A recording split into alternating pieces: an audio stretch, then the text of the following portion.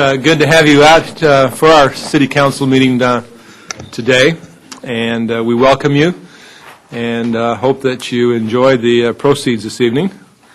We'll first start with a roll call by the City Clerk. All members are present. Okay, that was a quick roll call.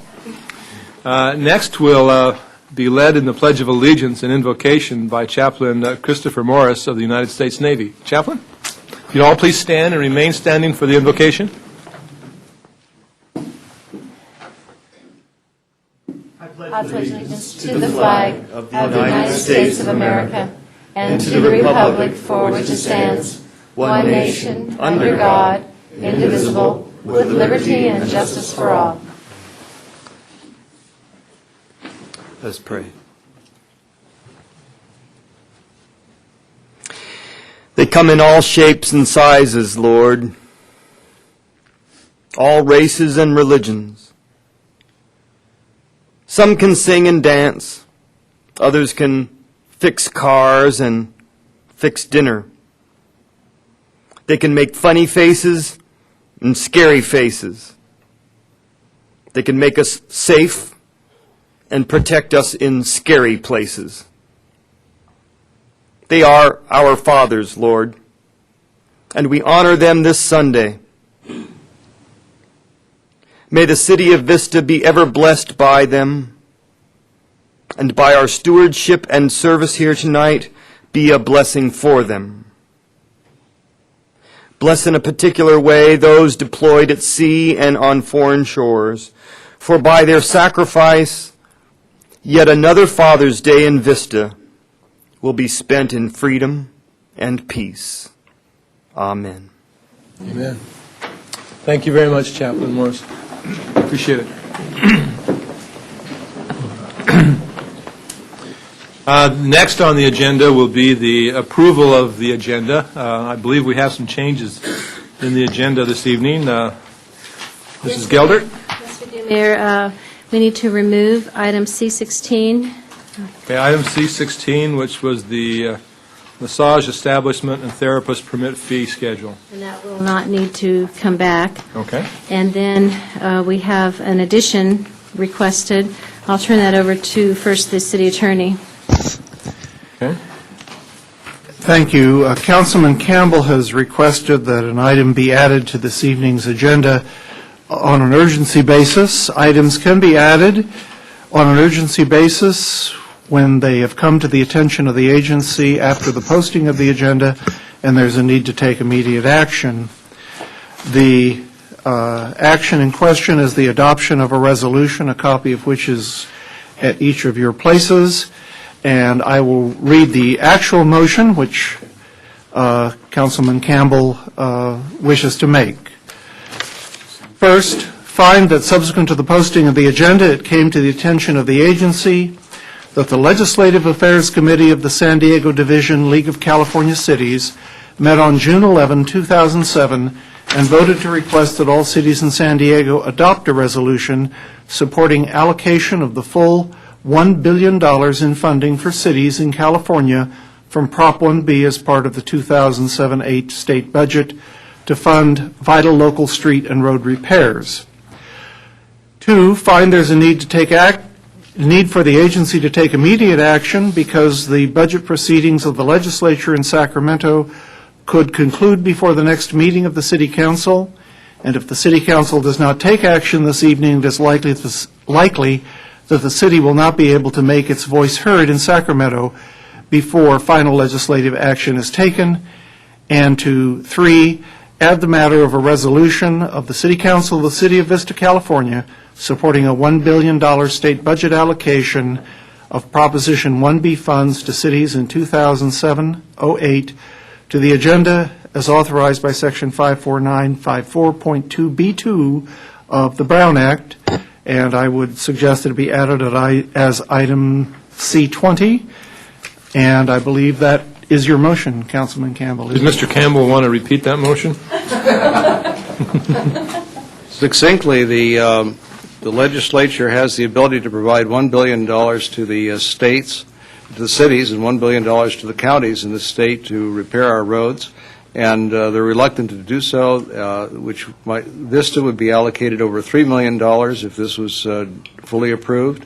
As it stands right now in the discussions in the legislature, we might only get the base minimum of $400,000 and have to wait several years for the balance. So with the cost of construction currently doubling every 4 years, the longer they delay this, the less roads we can repair. So I think it's very important that we move on this today. Okay, and then that is a motion? That's a motion to approve. And we have a second? Okay, a motion and a second. Please cast your votes in just a minute.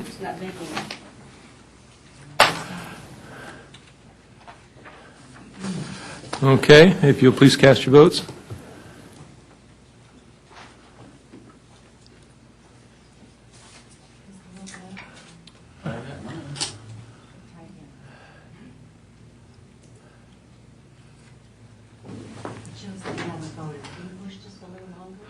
Somebody's not blinking. It's not blinking at all. You need to reset it.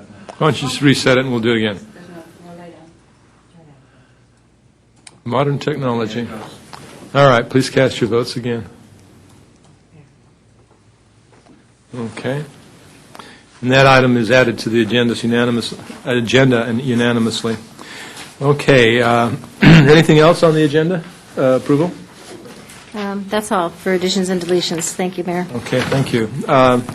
We did not hold a closed session this evening, so there's no report on closed sessions. And so that we'll go right to presentations. I've asked Mrs. Ritter if she would do the proclamation regarding the North Coast Church Day. I must apologize. My voice is not going to last very long tonight, and so I've asked her if she wouldn't mind doing it. So, Councilman Ritter?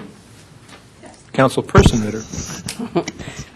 Yes, I need Senior Pastor Larry Osborne and Casey Orman to come up, and I will give this proclamation to them. I'm going to read it here. And it's my honor to do this, to give you this proclamation from the City of Vista. And I will read it here at the whereases. Whereas a famous historian once said, "Never doubt that a small group of thoughtful, concerned citizens can change the world. Indeed, it is the only thing that ever has." And whereas on April 28th and 29th, 2007, North Coast Church planned and implemented a significant event, and it was very significant, might I add, entitled the Weekend of Service. Whereas the North Coast Church canceled all weekend services in order to send over 5,000 attendees into the community to tackle 92 projects in the cities of Vista, Oceanside, Carlsbad, San Marcos, Fallbrook, Escondido, and the County of San Diego. And whereas this weekend of service included large renovation and landscaping projects at local schools, parks, community centers, and other areas within the city of Vista and the other cities, and whereas the City Council believes that this group of thoughtful, concerned citizens made a lasting impression on the community and set a wonderful example for other members of the faith community and service organizations to follow, and whereas the North Coast Church embodies a spirit of humanity, compassion, and generosity, making them a leader in the community. And the Vista City Council expresses its sincere appreciation for the overall impact that the Weekend of Service provided to our city. So now, therefore, the mayor and the members of the City Council do hereby proclaim Wednesday, June 13th, 2007, as North Coast Church Day in the city of Vista. So congratulations. It's your day, and here's your proclamation, and you might want to say a few words about that.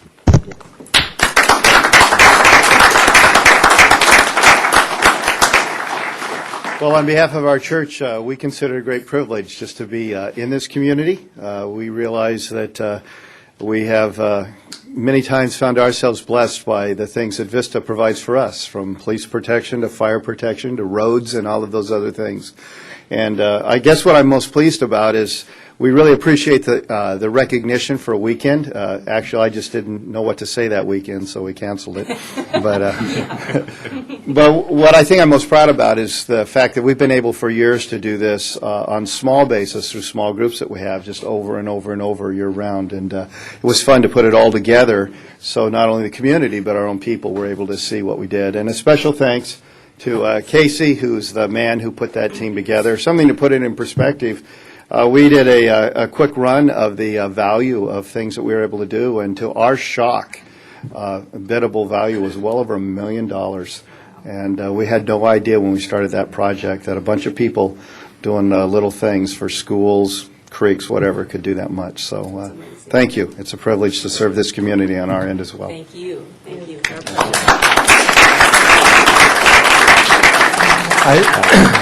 Just as the guy who planned it, I would say, like Larry said, we had no idea what we were getting into when we started it. I know I didn't, but I really wanted to say thanks to, I know, the members of the city and the school district who I got a chance to work with over the last 6 months. It was quite a privilege to work with such a cool group of people and such an excited group of people about this project. So thank you guys for that. You know, we've often heard, and I think everyone's heard the fact that, service is the rent we pay for the space we occupy.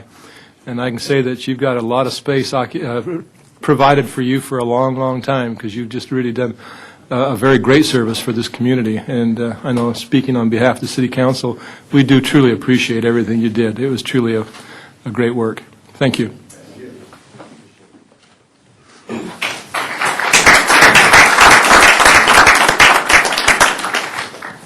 Next, Councilman Gronke has consented to offer a proclamation declaring July 12th, 2007 as Go Play, Get Fit Youth Day in the city of Vista. Mr. Robert Rhodes. A proclamation for you. And it says, whereas the Greater San Diego Recreation and Parks Coalition for Health and Wellness, of which the City of Vista is an active member, is working to create healthier communities in San Diego County by providing programs, services, and resources that promote health and wellness. And whereas childhood obesity is a significant health concern that has reached epidemic proportions. Whereas the Coalition offers recreational and educational programs through its members, parks and recreation, or community service departments that are helping to reduce childhood obesity by fostering and nurturing healthy lifestyle choices for youth. And whereas the City of Vista and Community Service Department has provided the resources to the Coalition to offer a one-day countywide event called Go Play, Get Fit Youth Day on July 12, 2007 at Balboa Park for 1,500 Youth Day camp participants from 13 San Diego area cities. Whereas Go Play, Get Fit Youth Day will educate children on the importance of daily healthful eating and physical activity behaviors for essential growth and lifelong wellness. Each child will participate in health-oriented recreation activities and be provided with nutritious snacks and lunch. And now, therefore, the Mayor and the members of the Vista City Council support the dedicated efforts of the Park and Community Services Department as a member of the Greater San Diego Recreation and Parks Coalition for Health and Wellness to help reduce childhood obesity and promote the health and wellness for Vista youth. Go Play, Get Fit Youth Day in the City of Vista will be on June 12, 2007.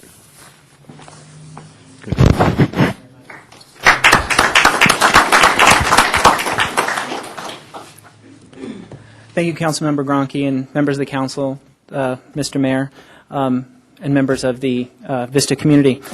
Just wanted to talk a couple minutes about the Go Play Get Fit Youth Day program. With regard to childhood obesity, today's most interesting fact is that today's generation will actually be the first generation in our history that will actually have a shorter life expectancy than those of their parents, which is completely amazing. It's an incredible fact. The map on the next slide indicates what the obesity rates in this country were in approximately 1990.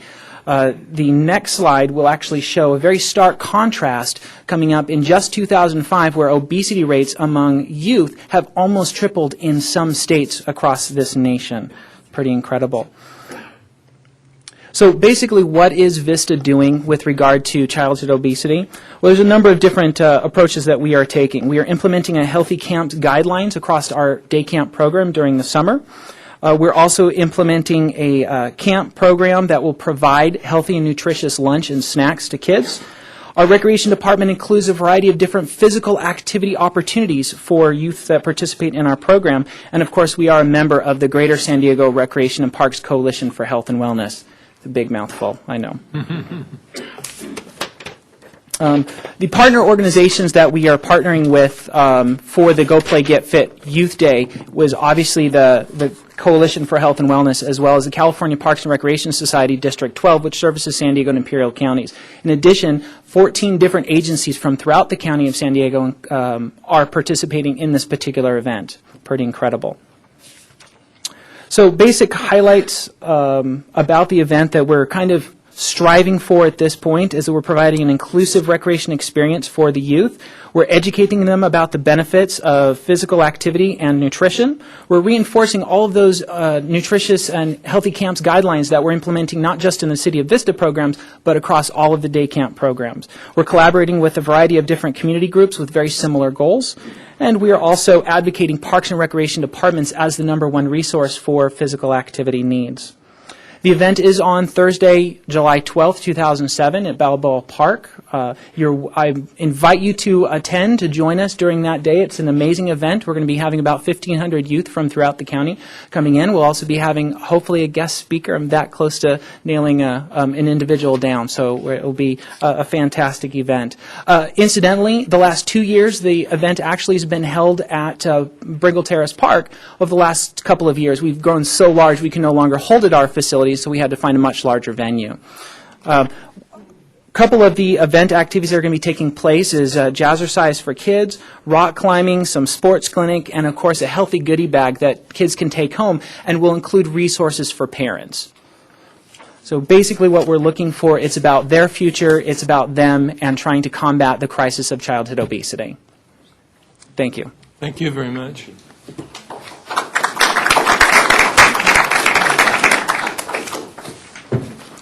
Okay, next we have a presentation by the Stormwater Program Manager, Jane Stromer, regarding the new water quality requirements.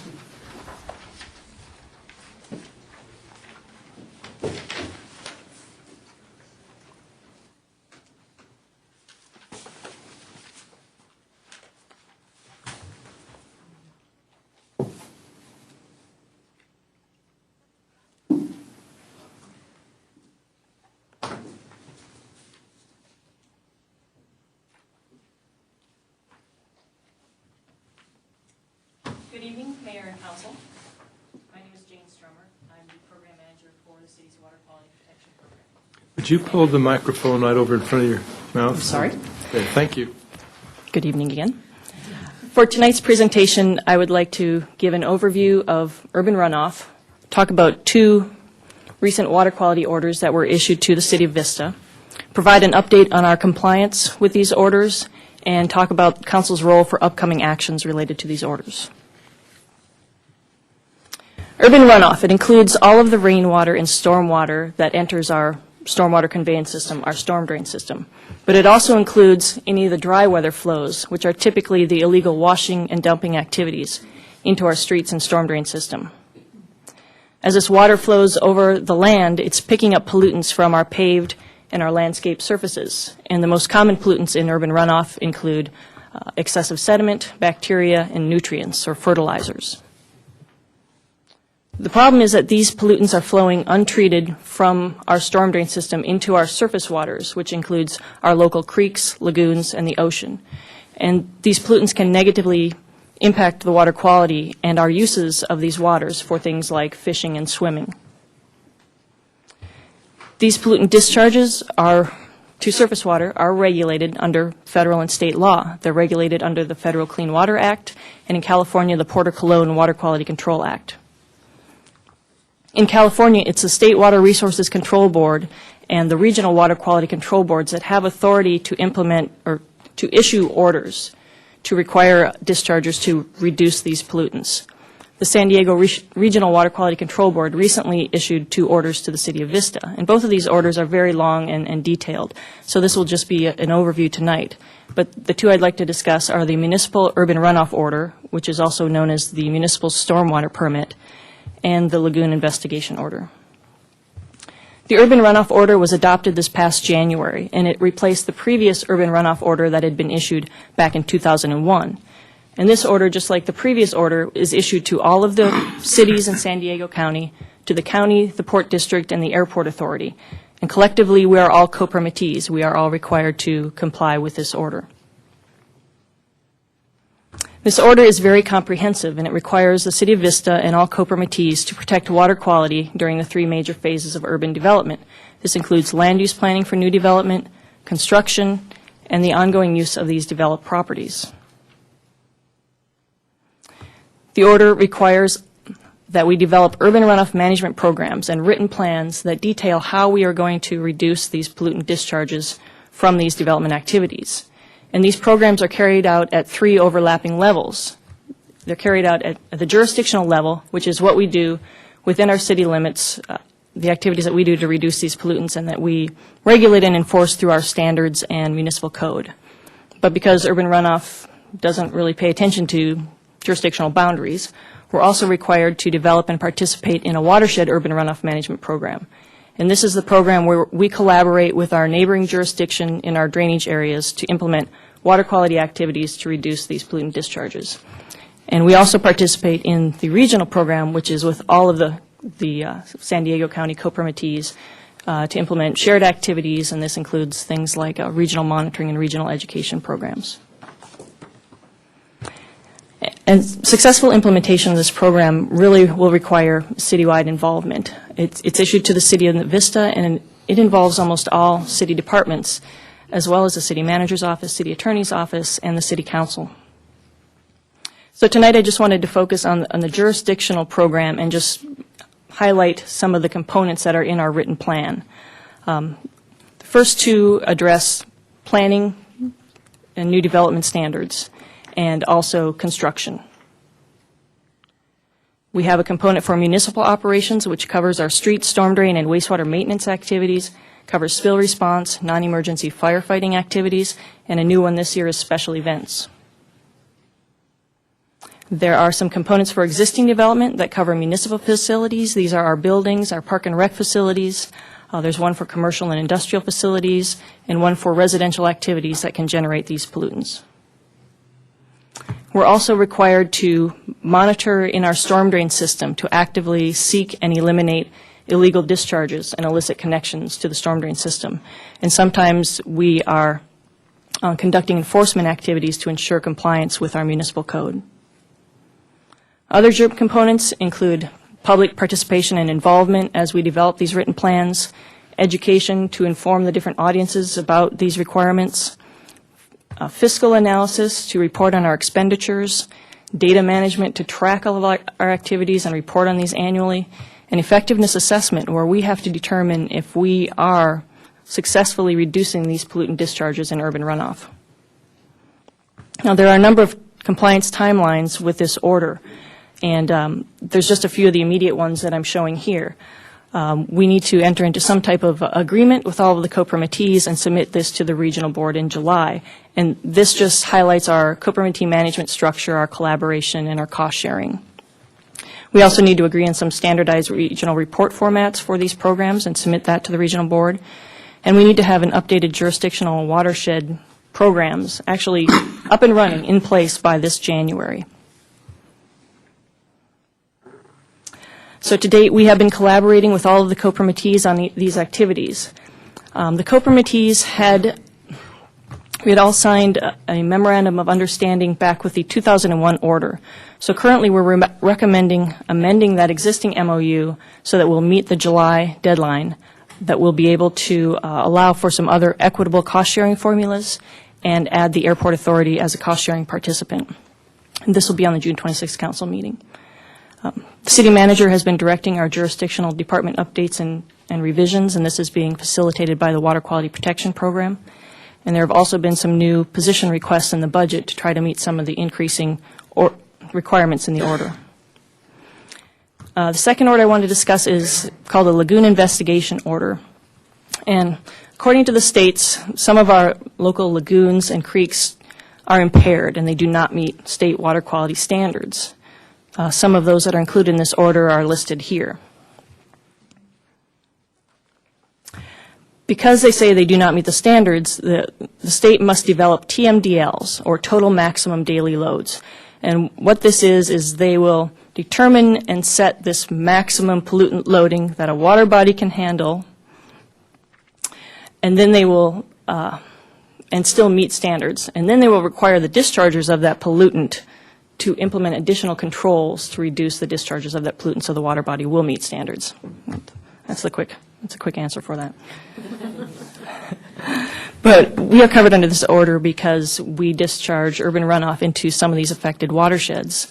We represent just under 3% of the land area in the Loma Alta watershed, just over half of the land area in the Buena Vista Lagoon watershed, and over a quarter in the Agua Hedionda watershed.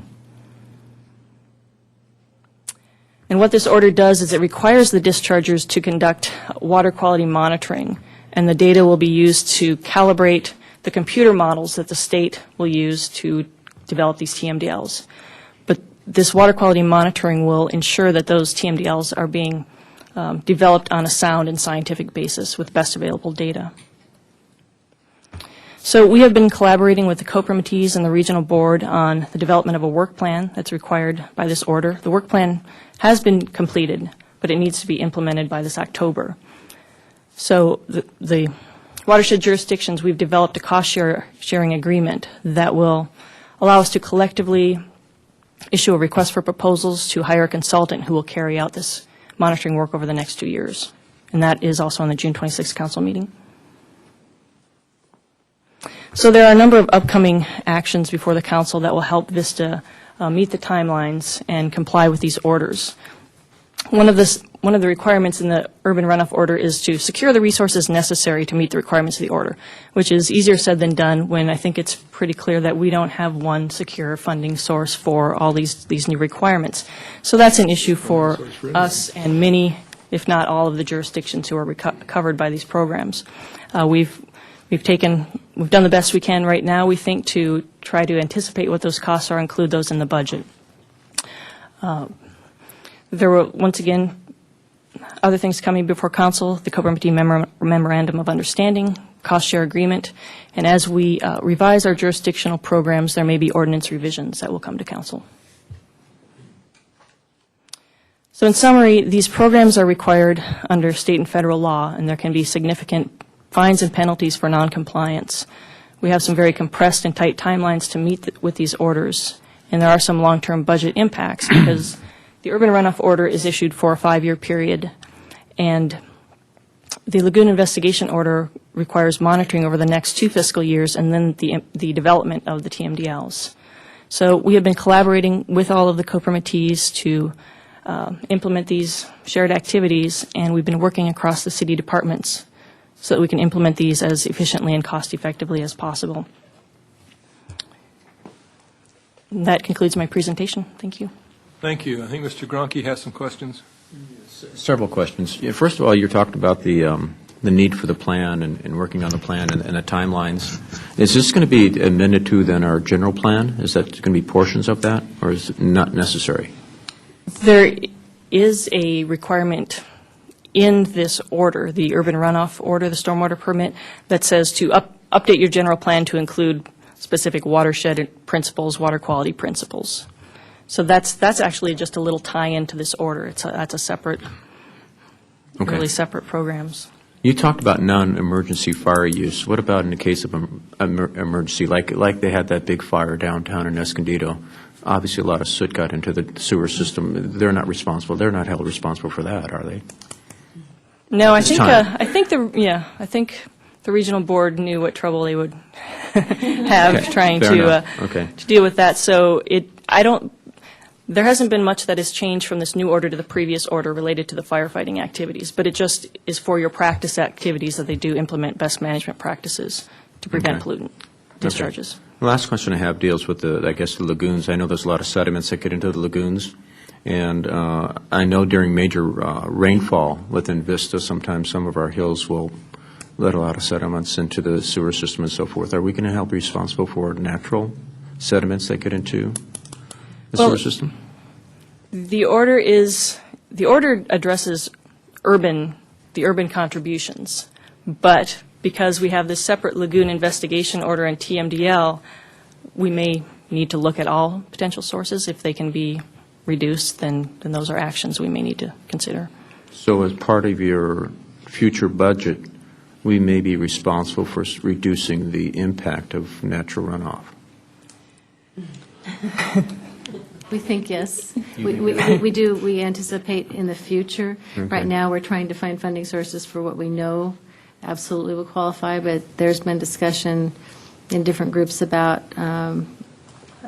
as you're talking about potential slope failures, if we know that and can anticipate that there will be a potential sediment runoff or some type with slopes, that we should be proactive about those, if those are, but the difficulty too is jurisdictional boundaries.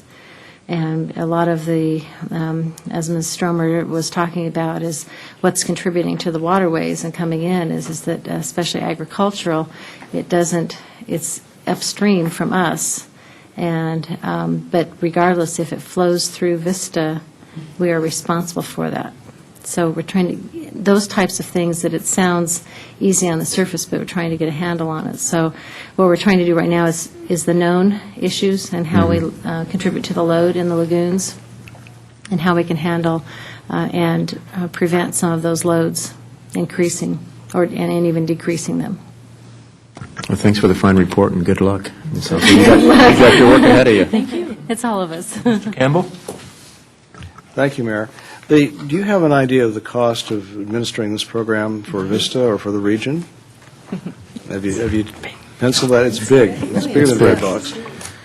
Currently, the budget that you'll be looking at after we talked last week is a little over $1 million this coming fiscal year, which is about a 33% increase in just the operating budget. As Ms. Stromer said, that we've also are adding 3 new positions on top of that $1 million. One is a technical engineer type, another enforcement officer, and some clerical assistants.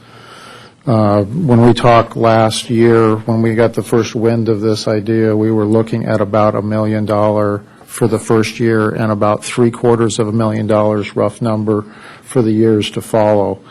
That was based on what we understood at that time. We don't have that much more information for the following years. We just know what we need to do to get started right now. And as she said, we've got to have this place operating with a plan next January. So that's where the big pushes will be.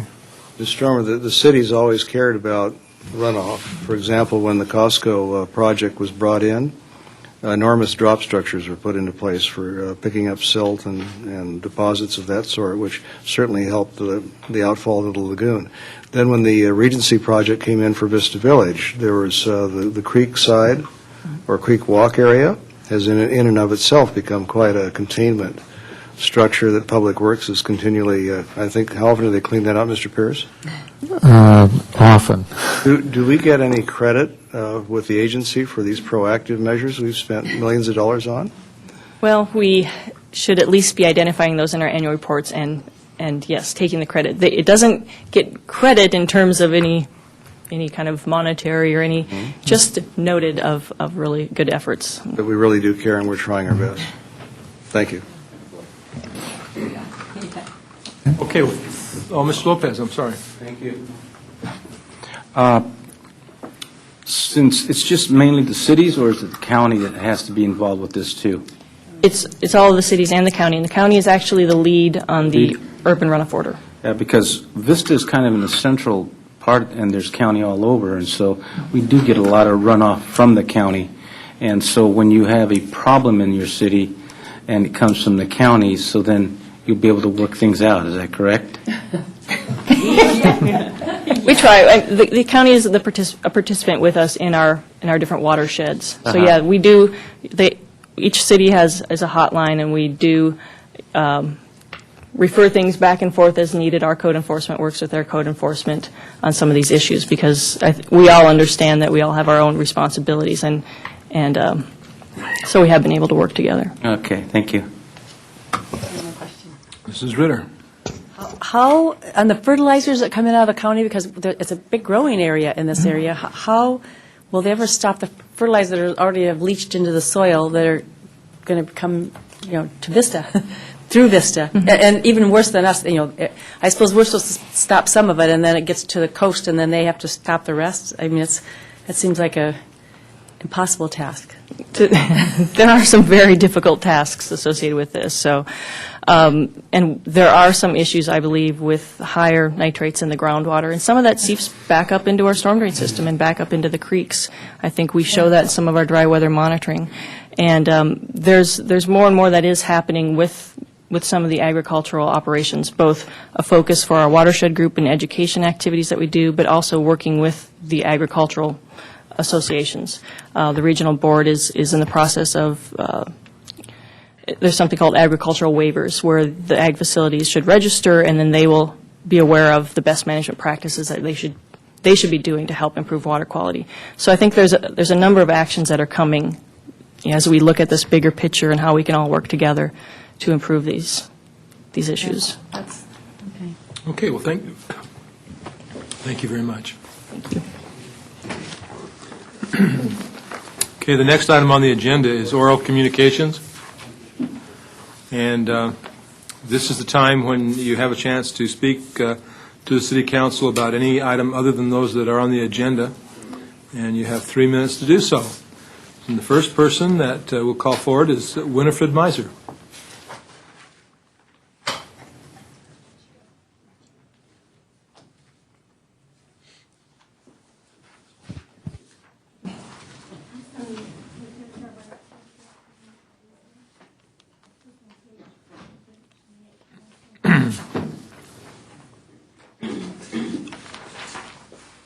Mayor Vance, City Council members, my name is Winifred Meiser. I live in Vista, and I wanted to speak about a subject that, well, it's not on the agenda. I think it may be somewhat in part of your program in discussing zoning and development changes later on. But mainly I want to talk about the new civic centre that we're going to build, the crown jewel of North County, I'm sure. But I want to say that this should be what we call a LEED building.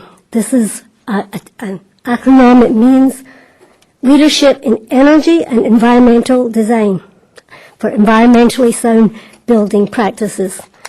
And I've sent some information to the City Council about this topic, and I have received some responses back from a couple of the council members, and they assure me that some green practices will be taken into consideration. And I think that's good. That's welcome. I'm really glad of that. But there's a lot of shades of green. And I want to make sure we have a really deep, healthy green building going on. This civic center and the other buildings that are going to come from the money that we all, heartily supported Proposition L, and that there's some people right now, they're just in kindergarten, they're going to be paying. And they'll probably have kids in kindergarten who will be paying too. And it doesn't seem to make sense to me that we should start out a project that we are taking from the absolute dust up and not do it 100% green. And so I've given a little, all you have to do is type in the words LEED building, and you'll come up with 10 pages off the top in 2.1 seconds of information about fabulous, highly devoted technological people who have come up with all these great practices that we now can use. And the company that has beat out all other 18 contestants for this Olympic level project, they are the ones who have 12 of their architects who are familiar and practicing and qualified in this LEED program. They don't have to do it. They only do it according to if we ask them to do it. And it definitely costs a little more money up front, but over the long time, the whole years and years to come, we'll be paying for it. They'll be saving some money too, through the savings of utilities and all kinds of other reasons, durability, etc., sustainability. I'm just an ordinary person in this town, and I know about it, and I want to just make sure that you guys who have got many, many things, like the watershed thing is just one of many things that you know about and have to learn and deal with. But please, make sure that the building we have is a LEED building for our civic center. let's show everybody that Vista leads. Thank you. Thank you. Mrs. Gelder? Just wanted to, as council has heard quite a bit about this lately and have asked questions, all of you have posed some questions and wanted to provide the assurances that the teams that are working on all of our buildings, our goal is to make sure that that wherever possible, and if possible, 100%, I don't know if it's possible for 100% to be green, to be qualified to be LEED certified, and that is the goal. Our goal is across the board to make sure that we evaluate every single aspect to use the materials that would be appropriate, to have it as environmentally friendly and green and LEED certified as possible. Thank you. I appreciate that. And I do feel that though, leaves the door open for a qualification of who says what is green enough or unaffordable or whatever. And I just don't want to wake up one morning and they say, well, it's all too late. That happens in a number of cities, and I just don't want it to happen here. And from everything I've just, a little bit of research that I've done so far, and there are students in Carlsbad right now researching like crazy because they're going to build schools there and they want it to be done right. And there is so much information. It's the money. But now 2 things have happened. Number one, you got us to say yes to the L, and you got 17.5 people to say yes to C, that Proposition C. We have the money, and we just need to have the will to do it. Okay, we do. Thank you. Mr. Campbell? Just quickly, if I might, Sandag announced 2 weeks ago that they have monies available to assist cities in improving their energy efficiency. Last year, Kevin Ham, our Economic Development Director, took advantage of that and I think brought a rebate back to the city, Mrs. Gelder, of what, $70,000 through lighting efficiencies. And Sandag this year is planning to work with another city. We've already made contact with them. Mrs. Putnam, who is running our projects, is in contact with them, and they'll make some determination here later in the summer, but they're very anxious to work with us. Right. And just if I may, just to the general public, San Diego Gas and Electric has a program for small business where they'll come and change out the ballast and lights and all your light fixtures at no cost, which reduces your energy usage by ongoing for 30 to 50%.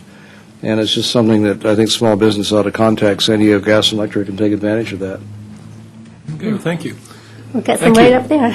Thank you so much, and I do appreciate your earnest efforts on that behalf. And if they say no to some parts of it, I really want to know why, because I just, I'm just nasty that way. Okay, great. Thank you. Next is Alejandro Sanchez.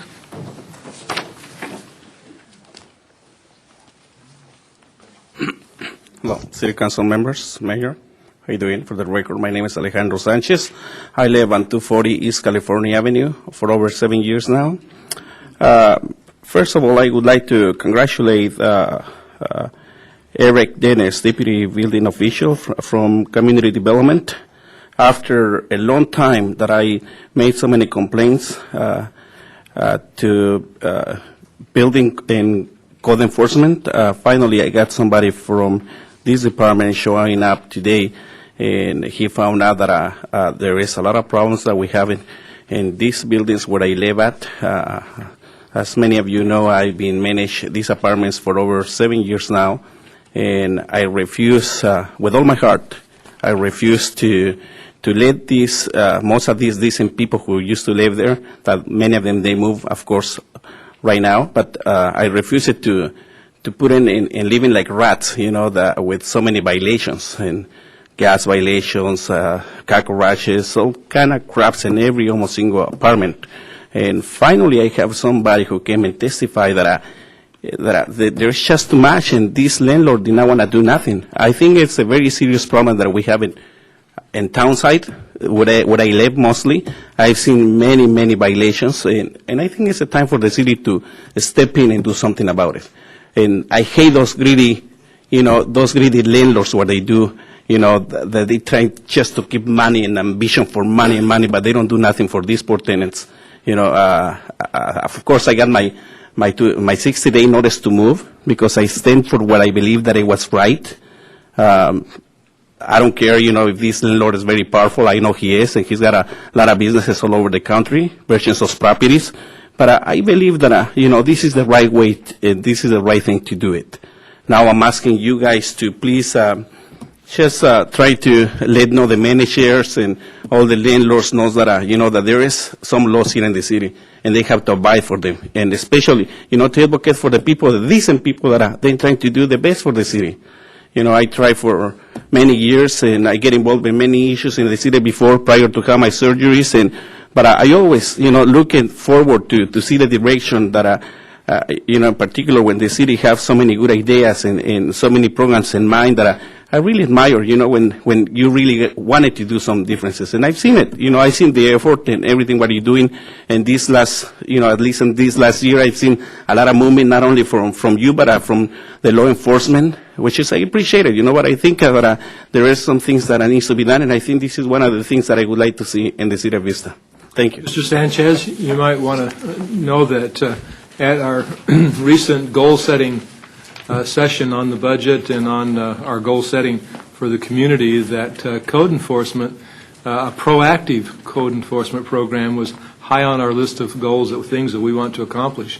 Rather than just being complaint-driven, we're going to actively seek code violations. And so we appreciate your comments. As you know, let me just, if I may, just to continue in this issue, I've seen that there's a lot of people in the community, as you know, 95% most Hispanics live not in the community, but in this barrio right there. Many of them, they do skirt, they don't want to come up and say, we have these problems and that. So therefore, that's a vicious cycle, because they permitted to do so many violations on top of the drugs and everything, and they don't speak up. Because they are scared to retaliation, just like myself. I got a 60-day notice to move. He had to go and comply because he changed the gas pipe lines and everything without payments, by the way, and all the windows, he had to do all the windows, put in new ones, except for myself. Of course, I didn't have no windows. But, I don't care. If I do the right thing, I think that I have a Heavenly Father who's going to appreciate that. Thank you very much. Thank you, Mr. Sanchez.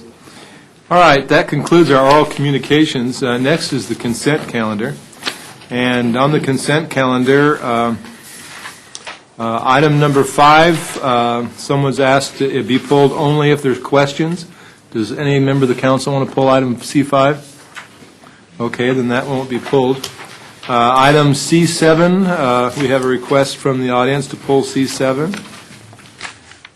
We also have a request to pull C14 and to pull C15. C16 was pulled and C20 was added.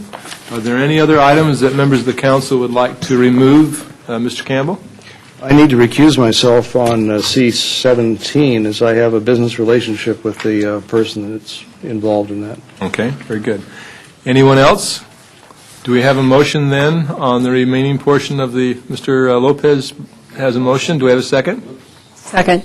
We have a motion and a second to approve the remaining portion of the consent calendar. Would you please cast your votes?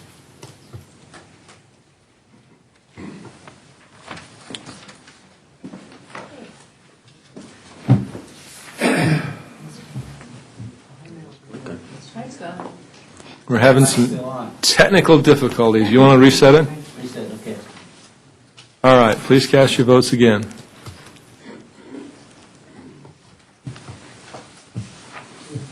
All right. That means that the remaining portion of the consent calendar was approved. Let's first go then to item C7. Mrs. Meiser? I'm sorry.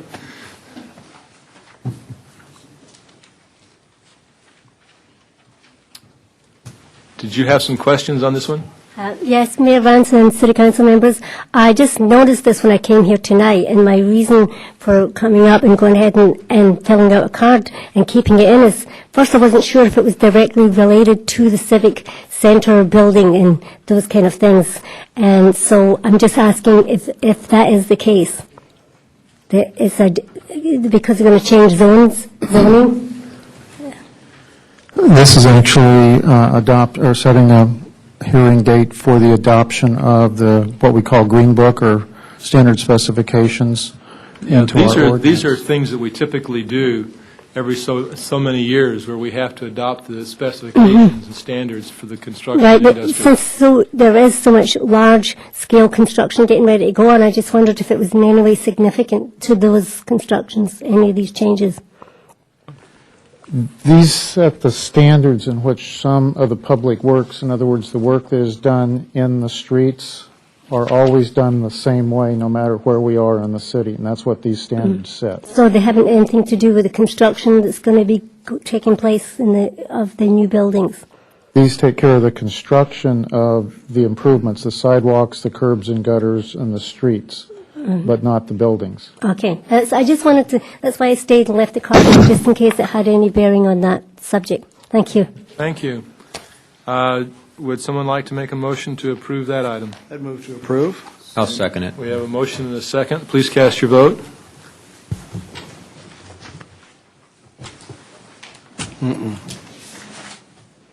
That item is approved. Okay, moving right along to item number C14. Mr. McClintock. I can never fight a man that comes dressed to a council meeting dressed in a skirt.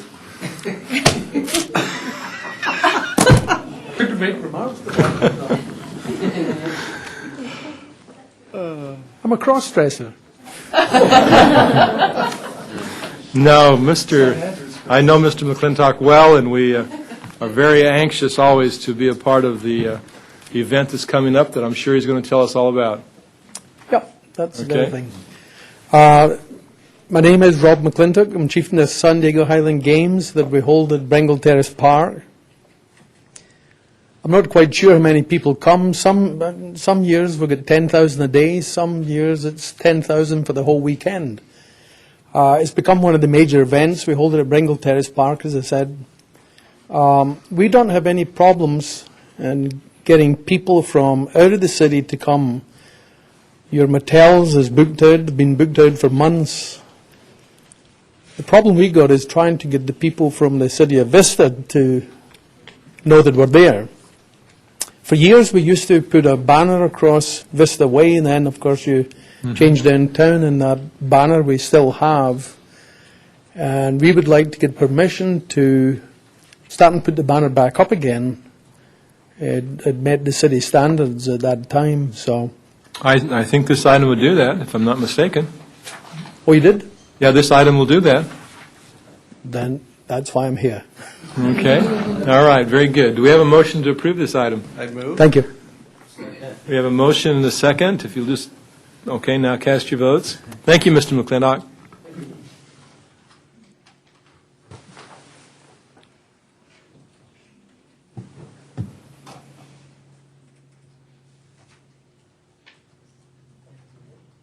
Okay, and that item's approved unanimously. Next, item C15, which is a 2007 Justice Assistance Grant. Mr. Sanchez. Mr. Alejandro Sanchez? He left. Okay, then I don't think we have any questions. He's the one that asked it to be pulled. Do we have a motion to approve? We don't need Move for to. approval. Okay. Second. We have a motion and a second. Please cast your votes.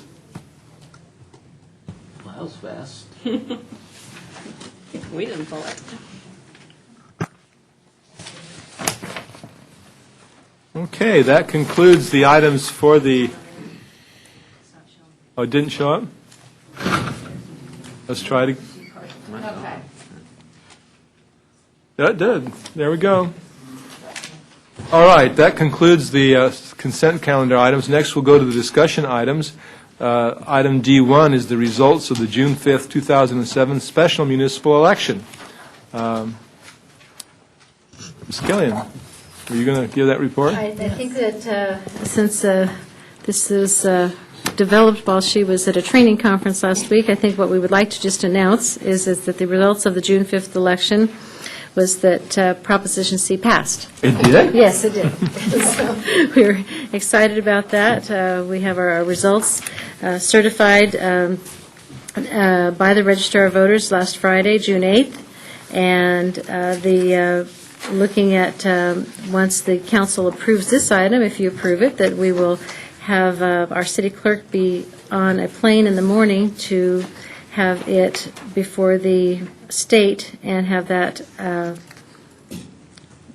is it registered or it's filed, I'm sorry, it's filed. And we're back, and by the afternoon, we will actually be a charter city.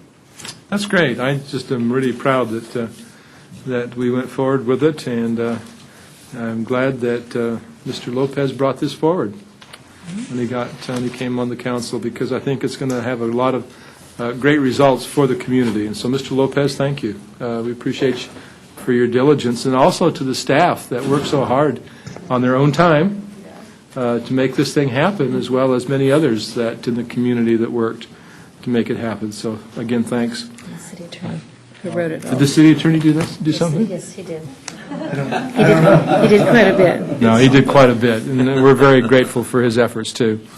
Okay, Mr. Gronke, did you have something you wanted to say? Yeah, thank you. I've had discussions with the city manager about after we become a charter city, which would happen pretty much immediately, thanks to Ms. Killian, the prospects of bonding for some of these projects.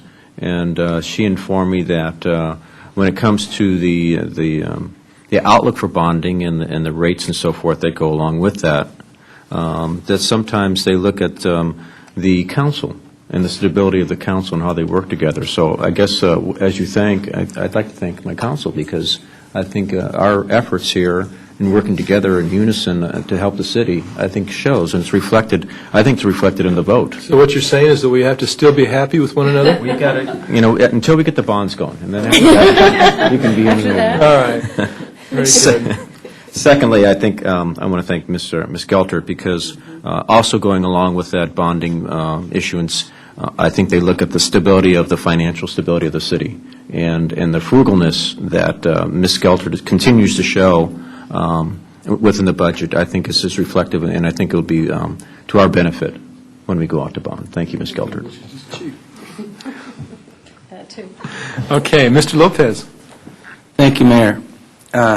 I want to personally thank the whole community who came out and voted for this, for Prop C, and also the people who voted against it. That I hope that we can prove to you that this is a good thing for our community. I'd like to also thank the council for working all together. One of the things that I heard out in the public was that you worked very hard with Prop C, and we really trust the city. We have a different image here in the city, and so this Prop C, when it came up, they said, we trust you, we believe you'll do the right thing, and I felt good that they, since I've been here 2 years, that this council has gone in a positive direction for our community, and when you have a positive council, you have it relates out there into your community, and things just work a lot better. And I'd like to thank the staff that worked very hard on this, put all those hours. This was kind of a short campaign. Real short, I thought, but it was a good thing, and we did it for the right reasons. And so I thank all the folks, and thank Mr. Vance and the council, and especially to the man on the other end of this dais. Thank you. Okay, Mr. Campbell. Thank you, Mayor. Yesterday at the League of Cities, there were 42 people at lunch, and I can tell you there's quite a bit of discussion about Vista, and it's having put together such a masterful charter, which of course I think is our city attorney's good effort. Thank you. And I haven't seen so much interest in actually some cities moving forward with actually doing something positive as yesterday. So thank you, sir, for that and doing it.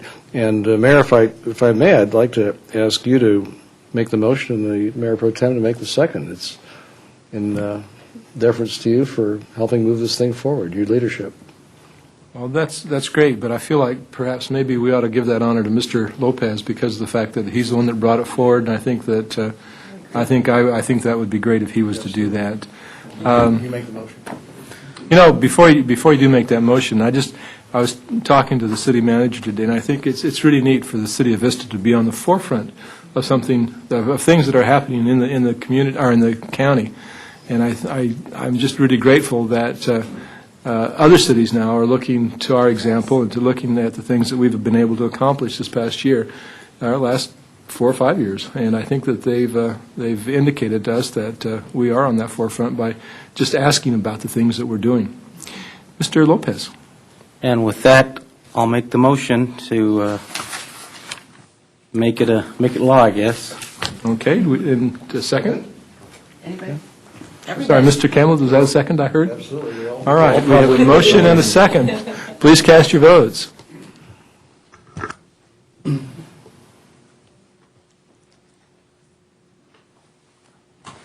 Okay, that passes unanimously. We'll go right on to the next item, which is D2, appointments to commissions and committees. If I might just go ahead, Marcy, since you were away at doing city business and I was involved in this, maybe I could go ahead and speak to it. On a day that just about 2 or 3 weeks ago, that Councilmember Lopez and I interviewed a number of really good people, people that had a desire to volunteer and be a part of our city organization and to be members of our committees and commissions. And it was a tough choice because we had so many people that were just actually excellent and would do a great job. We made some selections for those positions that we have open. We also have some very excellent commissioners that have already served us and that wanted to continue to serve, and so that we consider them as well. And I think that the complement of commissioners and committee members that we've selected are really a good indication of what this community is all about and the volunteerism that we have here. I think we have to consider the Planning Commission separately than the others, and actually, can we take in one motion all of the other commissions and committees and then go to the Planning Commission?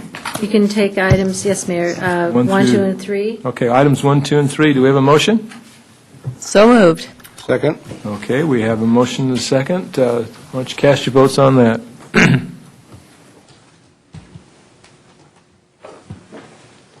Okay, we then have a motion on the Planning Commissioner, Commission. Pardon? Oh, Mr. Lopez. I didn't see that come on. My light just stays on. I don't know what's wrong with my light. It just keeps flashing. We'll push a little longer. Yeah. A long time. Yep. It's not flashing. There's You have to that. hold it for at least 3 seconds. It's not flashing right now. Reset it. All right, that's unanimous. All right, Ms. Lopez, did you have a motion? Yeah, I'd like to make a motion for the Planning Commission position, Mrs. Stephanie Jackal Okay, and? and Mr. Harrington. Mr. Steve Harrington. Okay, do we have a second? Second. Okay, any discussion? Okay, we have a motion and a second to appoint Stephanie Jekyll to the Planning Commission and to reappoint Mr. Steve Harrington. All those, or if you'd please cast your votes. Okay, very good. Those are all unanimous as well. Let's go on to item number D3, which is the Civic Center Design Services. Mayor, Yes? if I may, I have to recuse myself due to owning property within 5 feet of the Civic Center. Well, if you have to recuse yourself, then just recuse yourself. You're accused. You're recused. All right, very good. Mr. Johnson. Sir. Good evening, Mayor and members of the City Council. The purpose of this report is to approve the design services agreement with Carrier Johnson for architectural design of the new Civic Center. Due to the passage of Proposition L and the decision by the City Council to make one of your top priorities the Civic Center, staff issued requests for qualifications for the design of the new Civic Center. 18 submittals were received, and the selection committee narrowed it down to 6 very qualified firms to interview. After interviewing the teams, the selection committee, consisting of Mayor Vance, Councilman Lopez, and selected city staff, decided, in addition to checking references, that it would also be prudent to visit projects designed by the teams that were in the running. In total, more than 10 different public buildings were toured, from as far south as Chula Vista to as far north as Redding, California. And at the conclusion of the site tours, the consensus of the selection committee was to select Carrier Johnson. And to give you a little background, Carrier Johnson is a San Diego-based firm and is one of the largest architectural and interior design firms in California. Carrier Johnson has strong public sector experience and is capable of designing a landmark project for the city of Vista. And locally, Carrier Johnson has designed the Caltrans District 11 headquarters in San Diego and the city of Chula Vista City Hall, to name a few. The Carrier Johnson team has also demonstrated success in bringing public projects in or under project construction budget. And tonight we have Steve Schrader, who would be the project manager from Carrier Johnson, in the audience later if you'd like to ask any questions. The Vista agreement with Carrier Johnson provides for schematic design, design development, construction document preparation, assistance with contractor pre-qualification, bidding and negotiations, and construction administration services. And it's anticipated that the design phase will likely take about 12 months, the construction bidding phase 3 to 4 months, and the construction phase approximately 24 months, allowing us to move into a new civic center in summer 2010. So with that, that concludes the staff report, and staff, as well as Steve Schrader from Carrier Johnson, is available to answer questions if you have any. Okay, for the rest of the council, as you probably well know, Council Member Lopez and I both sat on the committee to assist in the determination of which architect that we were going to use. And quite frankly, it was a very interesting process. I know that after the preliminary, or I guess after the first interviews, and we narrowed it down to 3 from that point, then we decided to go look at the buildings. And it's funny to you get one impression during the interviews, but then the proof of the pudding is in the work that they've done. And I know for the architect that was selected, Carrier Johnson, I was thrilled with the work that they had completed, and thought it was extremely well done. And I think helped me in making my decision to vote for them as the architect for the City Hall. I think they'll do a great job. They're very well qualified, and the work that they've done throughout San Diego County as well as other places is just outstanding. And so I'm very pleased with that selection. Mr. Lopez? Thank you, Mayor. I'm very, very pleased with our decision. Like you said, we went all over the state just about, it seemed like, and to look at the different work that they've done. And I see a lot of quality in a lot of the work they've done. And I hope that when we start looking at ours and start working on ours, that we will be able to put a lot of that quality into our city hall. And because it's a one time, that's all we're going to do. This is one time. And so I hope that the community at the end will be happy with the design and what we're going to be doing here, because it's a one-time event. I'd like to also thank the staff for the time that they put in, especially the young man here in front of us. He put a lot of hours. He's dedicated to what he does, and he's firm about how he deals with the architects, and that doesn't mean I'm going to give you a raise, okay? But I thank you for the hard work that you put in, and you're dedicated to our community here. Thank you. If I could just echo those comments as well, I think the staff did a great job in putting this all together for us. I think one thing I forgot to mention, if I just could, while our architectural representative is here, this facility is going to be a facility that I think really defines what Vista is. And that definition will be for not only those people who live here in Vista, but those who come to do business with Vista. And so we're very anxious to see that it really reflect really what a great community this community is. Mr. Gronke. Thank you, Mayor. I just want to say that Ms. Meiser came up earlier and talked a little bit about the LEADS program, and I know I had several discussions with the city manager and the city attorney about those. So the more we can do in that regard, Mr. Schrader, would be appreciated. I think you have a Mr. Santos on your group of developers that can help in that regard. Would you please, if you would come to the microphone.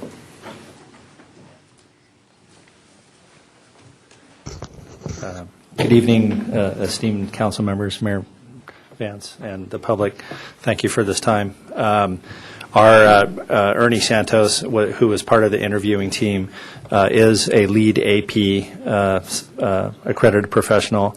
We have 11 APs on staff now and growing. I myself started study group last week to become more educated on this and seek to gain my accreditation before fall, the end of fall. I have and understand the concerns of incorporating lead ideology. There are, of course, different levels that can be met there, and as I've indicated to Ms. Is it Meisner? That over a telephone conversation, we will do what the city wills us to do, and we will incorporate as much thinking as we can where it makes the most sense. If you want to get a certification, we'd be happy to do that as well. And I think the voters of Vista appreciate that, too, because they really passed this measure, Prop L, and then Prop C, of course, told us that, they want to make sure that we do this right. And I think of any way that we can analyze it so that we save money in the long run would be beneficial. That would be our goal as well, sir. Yeah. As you walk around the hallowed halls of the present City Hall, you can see that we have a long way to go. So I hope you appreciate the fact, as the mayor said, that this is going to be really kind of the stepping stone for Vista into a new era, and I think that you can really produce the product. I haven't yet to see your products. They gave me Googled it and told me how to get to some of the buildings that you've already produced, and I look forward to those visitations. We aim to ensure that you come tour them again. Yes. Okay. Yes, thank you. We also, if I could, on behalf of Carrier Johnson, thank all of you, members of the committee, members of the public, for instilling your confidence with us. We're very excited about this project. I mean that in all sincerity. And we have a wonderful team of consultants put together to drive this project to your will, to your needs and your desires, and let it be a shining jewel 3 years from now. Thank you so much. Okay. I have one question of the city manager. If we are going to go charter tomorrow, I know the North County Times had an editorial piece over the weekend about bonding ASAP. And so what will be those opportunities that we'll have to move these projects along? They'll be on the same track. Ms. Putton provides regular reports to council and with respect to schedules, and I think that our intent is to continue with those schedules. With respect to being a charter city, there are some other items that we have taken. We're not going to miss any opportunities, which is great, with the schedule that we have on bidding out any of our contracts. We also are taking advantage of some other types of contracts, standard maintenance contracts that we haven't renewed which we usually start July. We typically renew them in May and June, but we waited to make sure that this passed. So you're saying that this facility might even get worse than it is right now? No. So there are other items, but we're not going to miss any opportunities of being a charter city on any of our bidding of our projects. Our first bids are looking at the fire stations will be going out in October. Our construction bids, those are scheduled for October, correct? Yes. Okay. So that's very exciting, I think, and, in leading all, and there's actually 5 full projects, Ms. Putnam in the audience, and those are on schedule, as well as the bonding that the newspaper urged. We certainly are on track on that, too. That will be about the same time frame. We're bonding as soon as possible. We're going through the process that is necessary, and we will be letting council know as we work through each one of those steps, and we're having an all-hands meeting with the selection team, which is the bond council, and the underwriters next week. Fantastic. As Mr. Campbell pointed out, the construction costs continue to climb, so the sooner we can jump aboard, the better off we're going to be. Certainly will. Thank you so much. Thank you. We have one person from the audience who would like to speak, Mr. Rabel. Okay, thank you, Mr. Rabel. Next, I guess we better vote on it. Would someone like to make a motion? I'll go ahead and make the motion on this item. Yeah. Well, second, then. Okay, we have a motion and a second. Please cast your votes.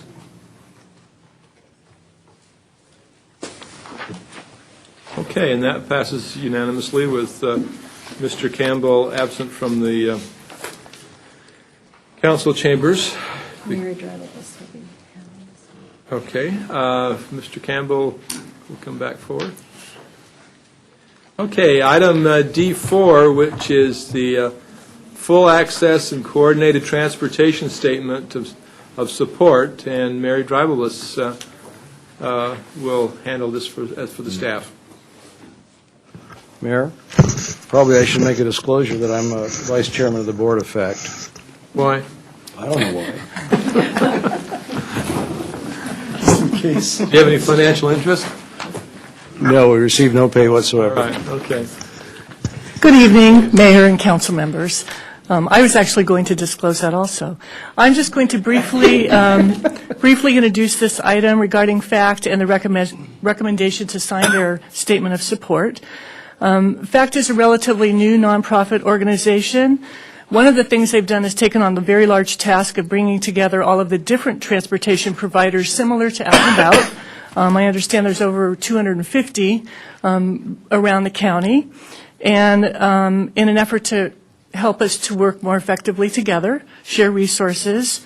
Some of the things that we're doing specifically over the past year, we participate on several subcommittees, and these are initiated by FACT, and they're specific to our Out and About volunteer transportation program and also to our lunch transportation program. With that, I'd like to go ahead and introduce Rob Carley, who's the Executive Director of FACT, and Rob will be giving you a short presentation and then we'll be open to questions. Thank you. Great. Thank you, Honorable Mayor Vance and member of the City Council of Vista. I appreciate you giving me time today to talk to you about full access and coordinated transportation, and also wanted to thank Mary Dreibelus and Kathy Brendel for helping me bring this statement of support to your attention. As you can see, the vision of FACT is that all people living in San Diego County will have full mobility within their community by an accessible transportation system that's based on their individual need. And what we're looking at creating is a system that meets the needs of people whose needs aren't met by transit districts at this time. And I think we all know there's a large segment of our population, seniors, people with disabilities, and low-income individuals, other transportation disadvantaged individuals, who are not able to access the bus or the paratransit services for one reason or another. We know this is a big vision. It's a large vision to really do all this that we say, but we think it's real important, in fact, to have a vision that's large and to always work towards that vision, because that's really what we want to see in our county is full mobility and full access for everyone. To do that, we have our mission, which is to create this system by coordinating, first of all, coordinating existing resources, looking at what exists now in our community, bringing people to the table who have resources for this system, creating partnerships that will eliminate barriers that people might throw up to creating this system. If we need to, augmenting the systems, the existing resources, and looking for additional sources of funding, and then developing more alternative models of transportation if necessary. Okay. The history of FACT is that it started with the idea in March of 2005 when myself, at that time I was the executive director for the local office of the State Council on Developmental Disabilities. My background is over 25 years of serving people with developmental disabilities in various positions, both in Texas and California. And when I became the executive director of the State Council in San Diego, I started learning about transportation, how it wasn't meeting the needs of people with disabilities. I met Elaine Haynes from North County Transit District, who's the Accessible Services Administrator, and she had the idea, had learned about coordinated transportation. So together, the two of us, along with Lloyd Davis from the Center for the Blind, attended an Easter Seals Project Action Summit in Washington, D.C., and that's where the vision of FACT was created. And we committed to doing something in our community, not just coming back and talking about it, but we really wanted to make a difference. So during our first year, we put together some educational materials and had in October county-wide a meeting. There were about 50 to 60 folks from the North County and South County area came together, and we started talking about coordination, what the possibilities are outside of transit districts, what the need is in our county, and how we wanted to meet that need. We also wanted to become a nonprofit corporation separate from any agency so that we would be able to follow our vision and our mission, and that we'd also be able to access many different types of funding that's going to become available. We organized our board of directors in February of 2006, and in July of 2006 we were designated by SANDAG as the Consolidated Transportation Service Agency, which all counties are required to have by California law, and I'll talk about a little bit more about that in a minute. And then in September, because we had the contract with SANDAG, we had our first source of revenue, and we were talking about hiring an executive director, and I thought this would be a great project to be responsible for. Threw my hat into the ring and was able to be hired as the executive director and left my position with the state of California. So next, our organization, as you can see, is made up of several city council members from the North County area, as well as the mayor of Escondido and some prominent business people in our community. The advisory committee members, Elaine Haynes and Floyd Willis and Jenny Marinko, were also the other founding members of FACT. And the board members that we selected at this time were we selected them based on their known interest in transportation and meeting the needs of the community. In our county, we have over 250 private providers of transportation, as well as the 2 transit districts. And these are private or nonprofit agencies that serve seniors, people with disabilities, medical centers, schools, a faith-based organization, and most of them have vehicles that they've purchased with federal funds that are used only limited number of hours per day. They often pick up clients, bring them to program, the vehicle sits there, they take the clients home at night, and then the vehicles sit there in the evening and on weekends. Our idea is to catalog, inventory those vehicles, and put those vehicles to use serving individuals outside their core time of service. Additionally, we'll be looking at shared ridership, where more than one type of client rides on a vehicle in order to make the system more efficient. Okay. This is a diagram developed by the Federal Transit Administration that shows the current system of human service transportation. I think it's excellent that the FTA designed this, because basically they are showing what their system is like, starting with the client on the right-hand side there, who is just trying to get somewhere. He wants to go to work, go have fun, go shopping, all the things that we take for granted when we get in a car and we go wherever we want.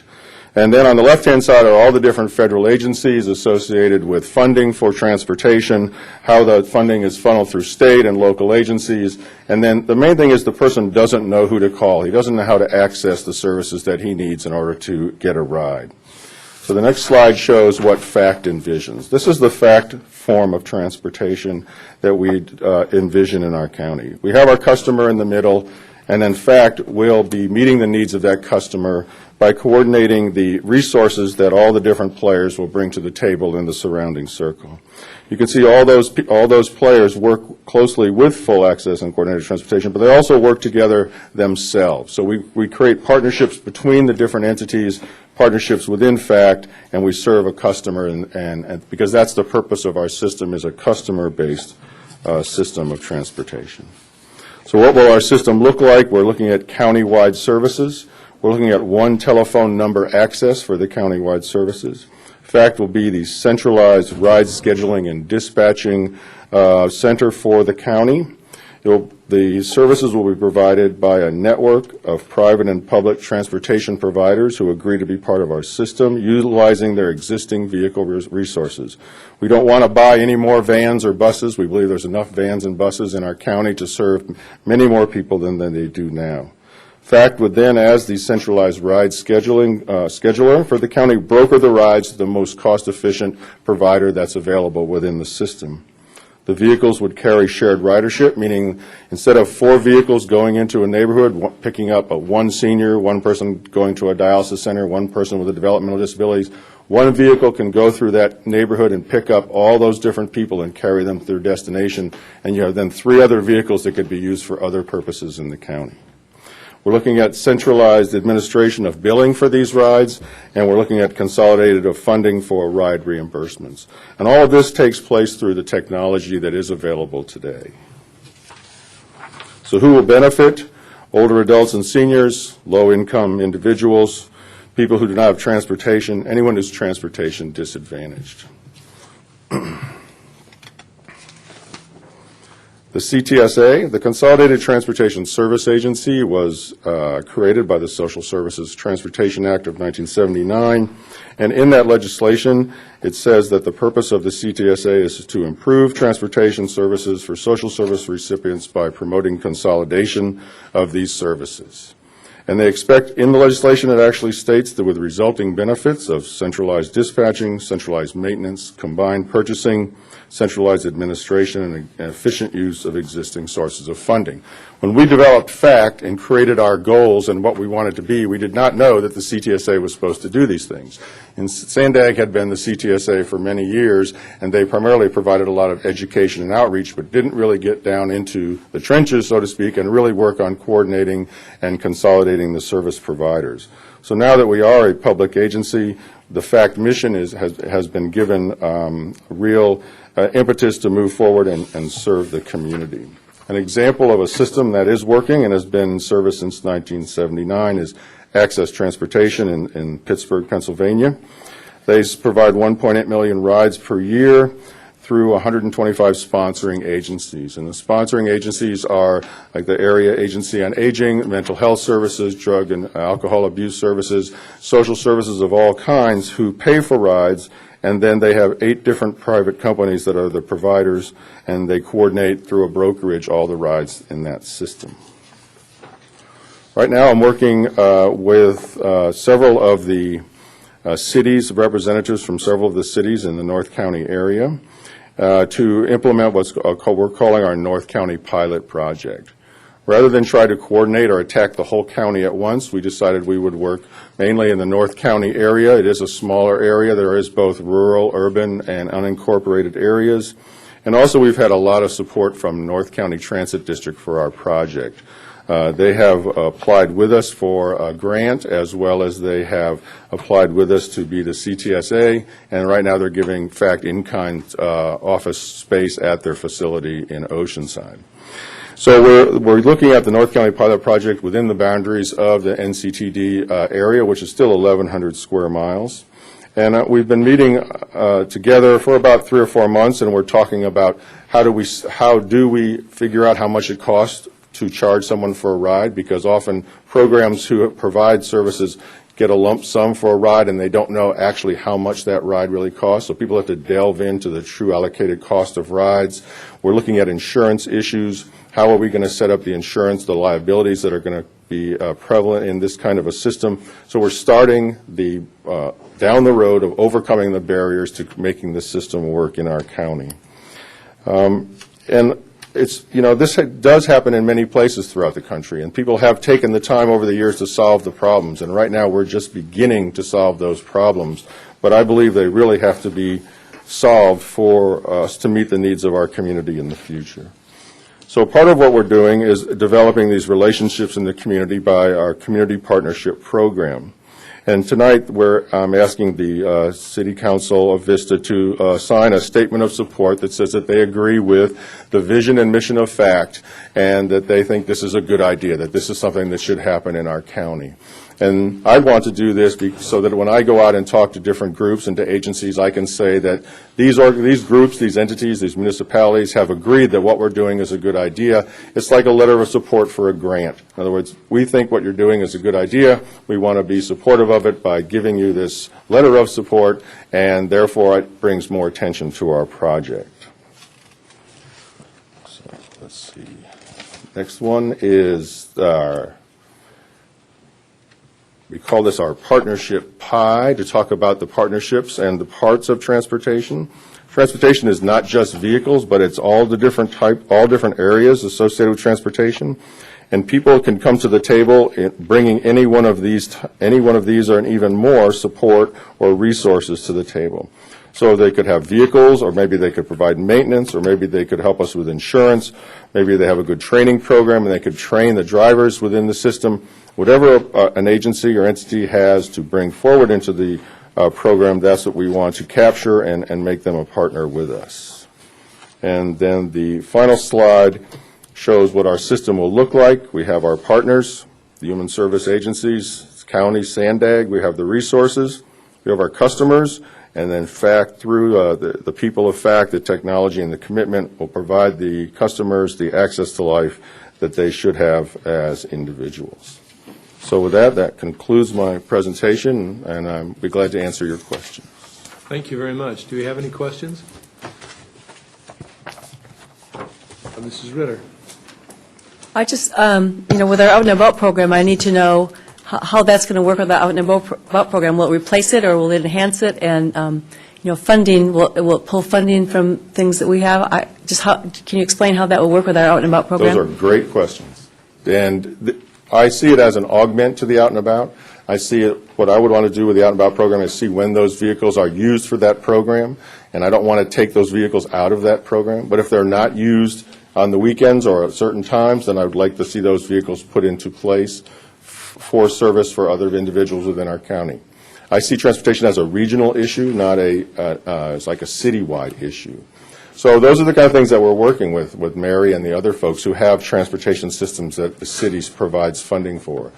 But the other possibility is that the city vehicle could also pick up other individuals who aren't from Vista. If they take someone to Oceanside to go somewhere, they could bring someone from Oceanside back here, provided the funding for that ride was secured, either from the city of Oceanside or from FACT or from wherever it might come from.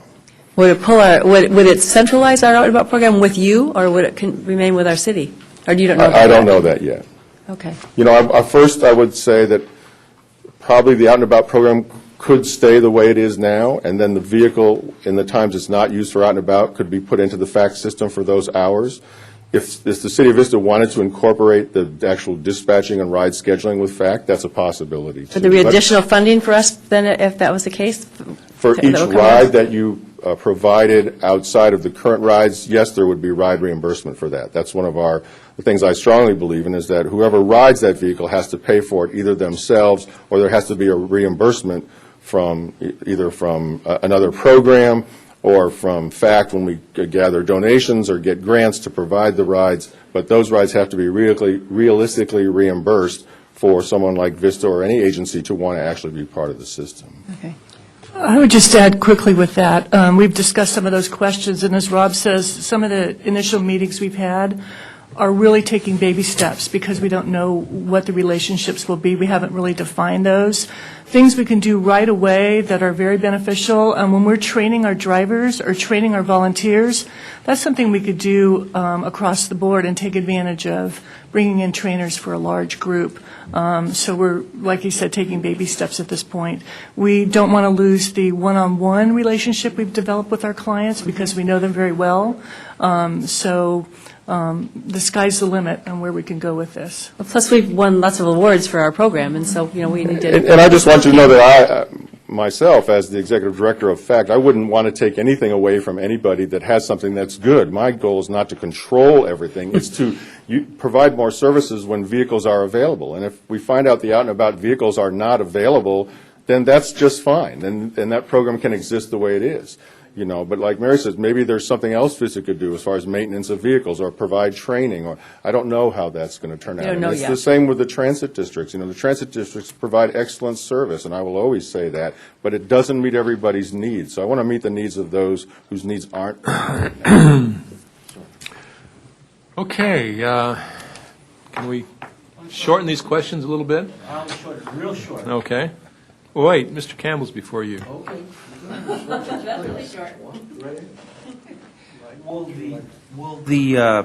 Will the Sprinter, are you involved with the Sprinter as far as some type of monument, less fare or something with your program here? No, we're not involved with the Sprinter. So you won't at all be involved with them? Well, the only way I can see FACT being involved with the Sprinter is if people want to get to the Sprinter and they live outside if they don't live near a bus stop and they live outside the ADA corridor, which is 3/4 of a mile, if they live a mile off that and they want to get to the Sprinter to take the Sprinter, then FACT would go pick them up and bring them to the Sprinter, and then be there when they get back to take them home. Okay, thank you. Okay. That's all. Mr. Campbell, did you have something? I just wanted to comment that the structure and purpose of PACT is to create win-win situations where Vista, who already has a very good reputation for providing services for seniors, will be able to provide more services, but the costs will be spread over other agencies that will also be contributing towards the operations in such a way that it will be transparent without putting a further burden on Vista, but will improve services within the community. So it's truly a win-win thing that exists and live and well in other parts of the country, and we're very fortunate to have Mr. Carley here to be our executive director. Okay, Mr. Gronke. A question of the city attorney. I appreciate what Mr. Campbell just said, but I do share the concerns that Ms. Ritter has when it comes to Vista's program. Do we have representation from our legal department when it comes to these negotiations so we can find out about indemnifying ourselves and the cost recoveries and so forth? Absolutely. Okay. Thank you. If I can add quickly, we're in nowhere entering into any kind of agreement or talking about, we're just beginning to understand what exists. And part of what we did was for the different cities to learn what the services they all had. And again, it's instead of operating in a vacuum, people look at services regionally, but definitely any contracts or MOUs, all that, we certainly involve the legal department. Okay. All right, do we have a motion? Okay, so moved. A motion of support. Okay, and that would be signed by all members of the City Council. Okay, second?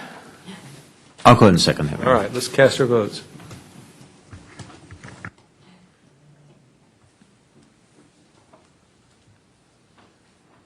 Okay, and that passes unanimously. Thank you very much. Thank you very much. Okay, pardon? Okay, next is eminent domain ordinance, and Mrs. Geldert will do that. Be really quick. Actually, this should have been on consent, Mayor and Council. It's actually a required statement of our policy, and this is necessary for, since 2006, the California legislature added this section to the Health and Safety Code, which just requires an annual statement and via the ordinance of the redevelopment agency to adopt this. So before you have that required statement for our policy. Okay, Mr. Gronke. Thank you, Mayor. Ms. Geltert, I just want to make sure that as we move into the charter territory, it doesn't get, this charter doesn't give us any additional power in no case of eminent domain, and we're really pretty much at the same position. No, it does not. Okay, thank you so much. So Okay, do we have a motion on this? I make a motion for it. We have a motion and a second. Please cast your votes.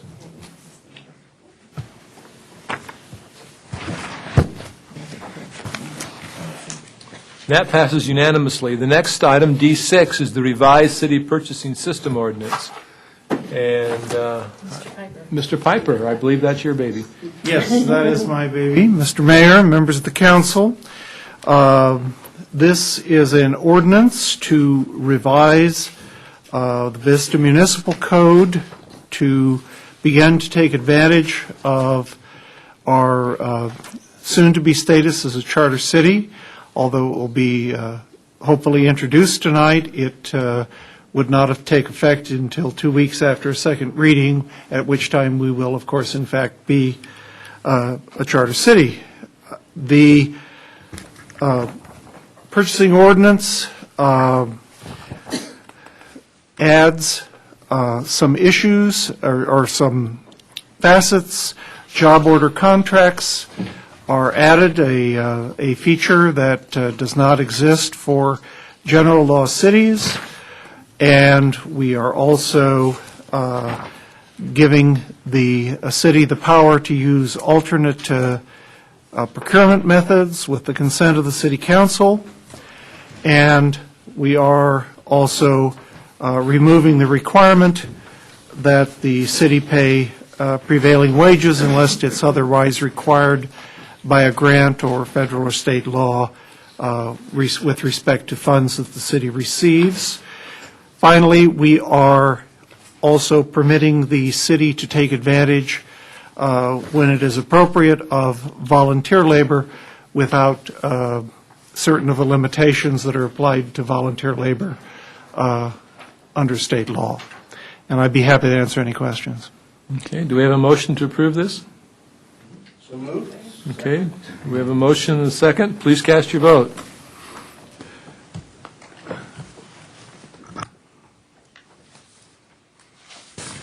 Thank you, Mr. Piper. That was very succinct.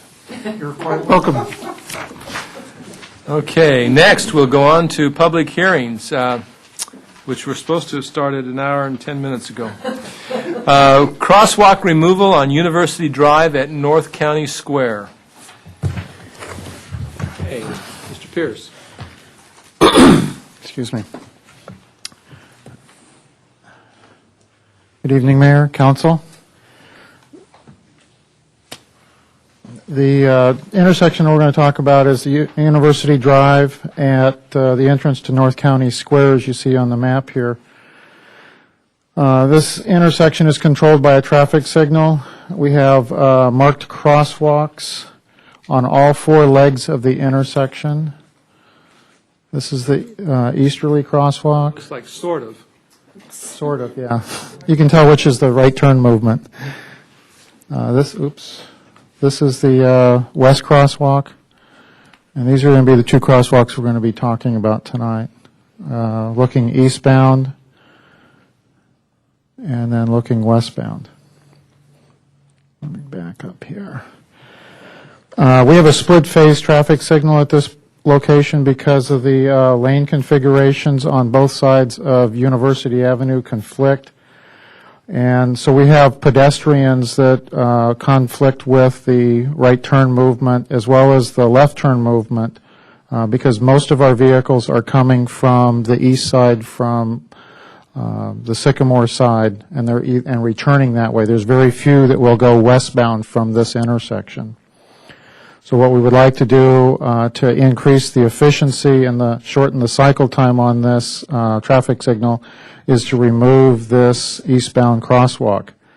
This crosswalk is 116 feet long. Let me back up. As you can see, it's a little longer skew on the eastbound, and it requires a 30-second walk, don't walk time for the pedestrians.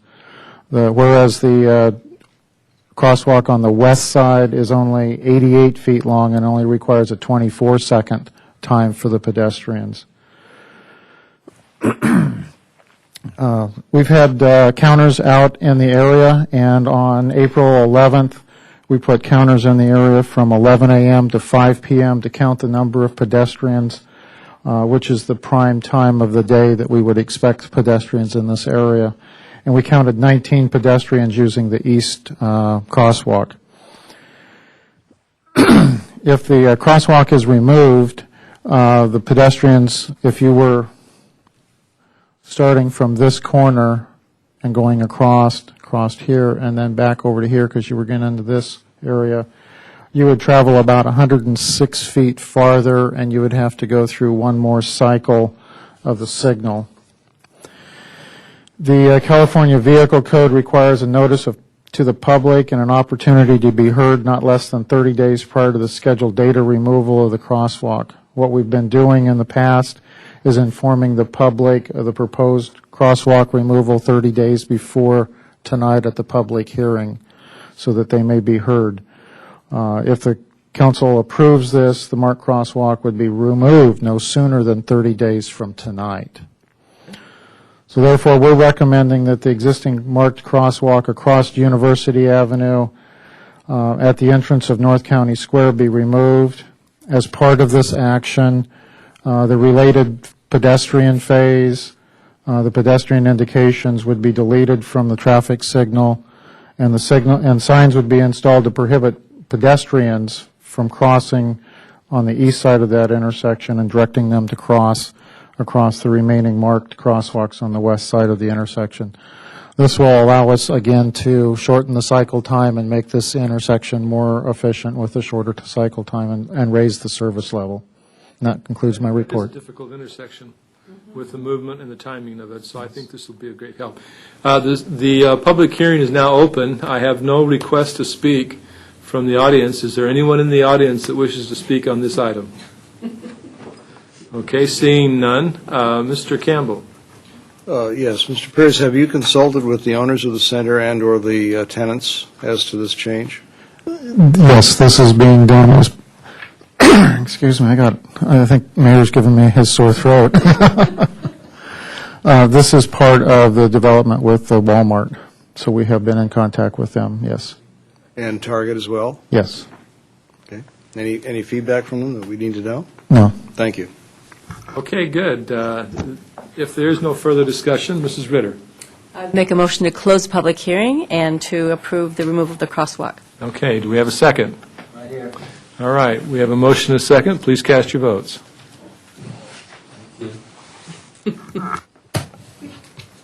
Okay, the second public hearing, after this one passes unanimously, is the vacation of a portion of Knapp Drive at Manton Way. Is Mr. Jardine going to present this to us?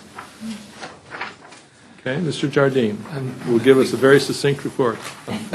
The California Streets and Highway Code sets certain guidelines for the City Council to vacate an existing public road. The first step was for the City Council to set a specific date, time, and location for a public hearing. At its regular meeting on May 8, 2007, the City Council adopted Resolution Number 2007-63, setting the date, time, and location for tonight's public hearing. A notice of this meeting was published twice in the North County Times newspaper, and the property was posted in accordance with the requirements of the Streets and Highway Code. I have not received any public comments regarding the proposed vacation. Okay. I have received no indication from the audience that anyone wishes to speak on this item. Is there anyone in the audience that does wish to speak on this item? Seeing none, is there any question from the council? Mr. Lopez. Just a quick one. Do you put the notices so many feet away from the area when you do something like this? The Highway Code requires the property itself to be staked at a minimum every 300 feet. On this property, I ended up by putting 3 postings on the property. So you did 3 postings on that property? Yes. Okay, thank you. Okay, very good. Mr. Gronke. I'll go ahead and make a motion to close the public hearing and to approve the vacation of this property. Okay, do we have a second? Second. We have a motion and a second. If there's no further discussion, please cast your vote. Easy for you to say. Yeah. And that passes unanimously. Moving right along, public hearing number 3, which is reasonable accommodation. Now, that seems like a good title for an item, reasonable accommodation. Thank you, Mayor. The city clerk is passing out some minor changes to the ordinance. I didn't want to load you up too much with things on the dais today, so there are some strikeout and underline changes, minor changes to the ordinance, just to clarify a few points from our fine legal staff's review of the ordinance. Just to summarize, a reasonable accommodation is basically the city's opportunity to provide accommodation for people with disabilities. It's required under state and federal fair housing laws, and the city currently doesn't have a procedure or an ordinance adopted that defines a procedure for how we consider these types of requests. Just to give you an example, they typically consist of people asking for relief from certain development standards for disabilities. So, for example, someone that needs to put a ramp in their garage and isn't going to meet the space requirements in our code can ask for reasonable accommodation to accommodate their disability. The ordinance essentially adopts a procedure for us considering such requests, and that's pretty much it. So that completes staff presentation. Thank you. Okay. Again, I have received no communication from the audience of anyone that wishes to speak to this item. Is there anyone in the audience that does wish to speak to this item? Seeing none, Mr. Lopez, you have a question? One quick question. Okay. This is only for individual homes who have someone who's in a wheelchair or whatever. Is that just for individuals, or would that work for, it wouldn't work for condos or apartments like that, would it? It works for a number of different things, but it could be applied to a condo or an apartment. Basically, it's to accommodate people with disabilities. So it's not just physical disabilities. It can be people with drug and alcohol problems. It can be people with mental disabilities, and it can be a range of things. But essentially, if someone is prohibited from doing something under a city code, and they need to do it to accommodate their disability, they can ask for reasonable accommodations. So it can be a range of things, and it can include multifamily units as well. Okay, Mr. Campbell? Thank you, Mayor. Mr. Conley, say the property reverts after a period of use by a disabled person to somebody who's not disabled, but it has features that you've already discussed, like ramps and other things that may not be appropriate for residents with non-disabled. What ability do we have to bring the property back up to normal code, or do we care? We do. Under the ordinance, it provides us an opportunity to condition those requests for reasonable accommodation so that we can impose a condition that says that when they vacate the property, the reasonable accommodation is lost and it has to go back to what its original form was. So we can do that either through a condition on the request, or we can do it through a separate, like a title transfer type of a document that can allow us to remove that request at the time they vacate the property. I was going to suggest, in fact, if you do a title search, it'd be nice to find that the property is encumbered or restricted or whatever, so that the subsequent buyer would know there's some issues that need to be dealt with. Right. There are a number of different instruments for doing it, but typically it would be placed on the title.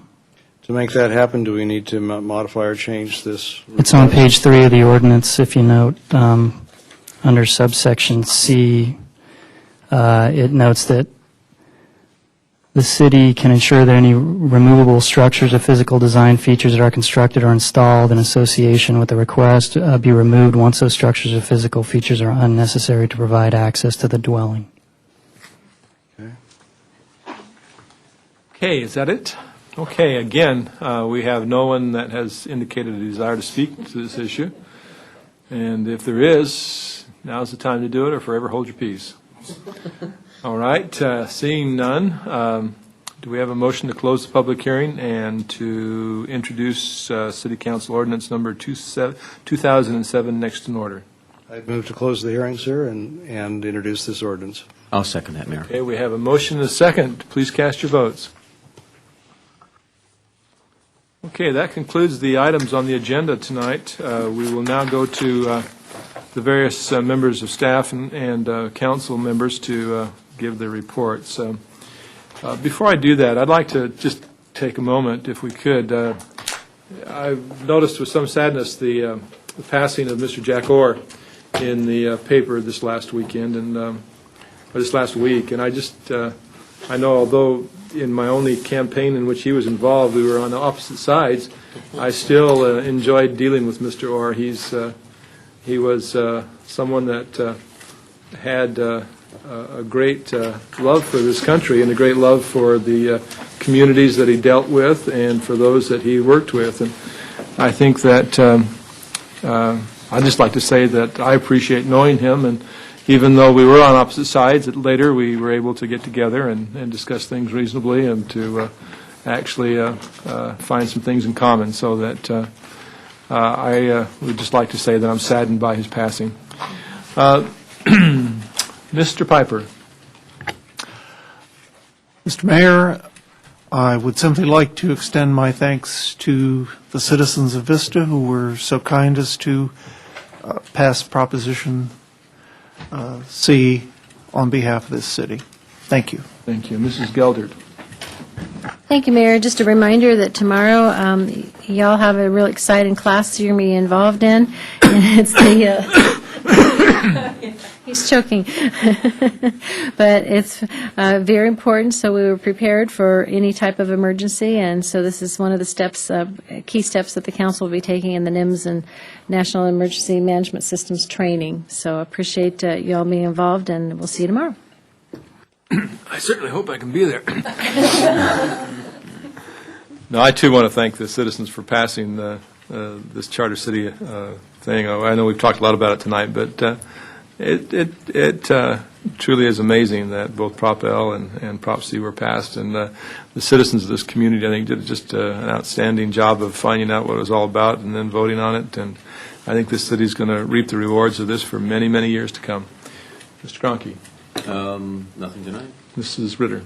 I would just say that I was very sad about Jack Orr also, but I felt lucky I was on his side, so it was a good place to be. So I think he was on your side. Oh, he's on my side. Okay, he was on my side.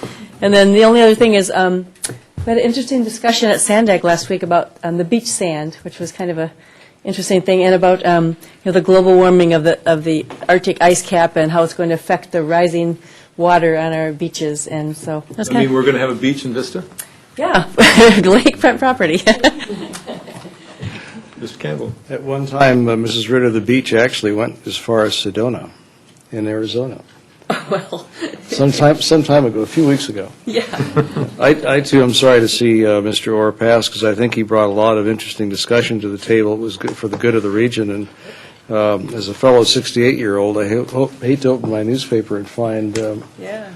fellows like that passing. Of course, the mayor is much younger than I, and Oh, yes, a whole year. but that is indeed sad. I'd really like to thank this community for giving us an opportunity to serve you. It's, I think, a unique experience watching the politics that occur in not only this county, but the state and the region and the nation, that the citizens would work with us as closely as they have and allow us to serve them in the capacities we have. And the benefits will be there, as Ms. Meisner said, I think, for the children and the grandchildren of the future. So we're able to move forward, I think, with a lot of good things in the future. And thank you, Mr. Lopez, for your work on this as well. Thank you. Okay, finally, Mr. Lopez. I, too, was saddened by hearing about Jack Orr, and he was, I met him a few times, and he actually came to my restaurant, and he was full of spunk, that man, you know, very spunky gentleman, and it's too bad, because he had a lot of good ideas and quite a politician, I guess. I'd also like to thank the public again for Proposition C. It was something that was told to me in 1980, again by Harrison Doyle, one of our first council or mayors of our community here back in the 60s when the city was incorporated.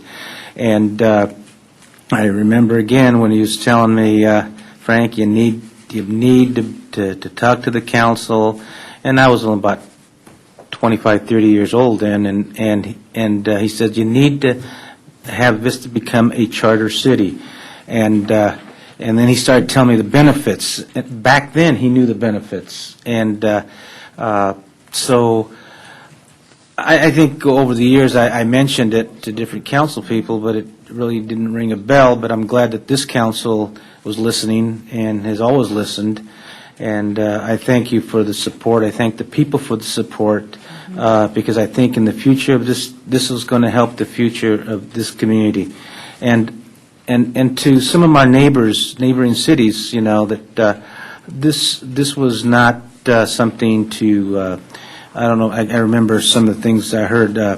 To give ourselves a raise. This is not about giving ourselves a raise, nor giving power to the mayor, or doing things like that. This is for something that's right for our community. I won't get into all the details of it, but I'm not, okay?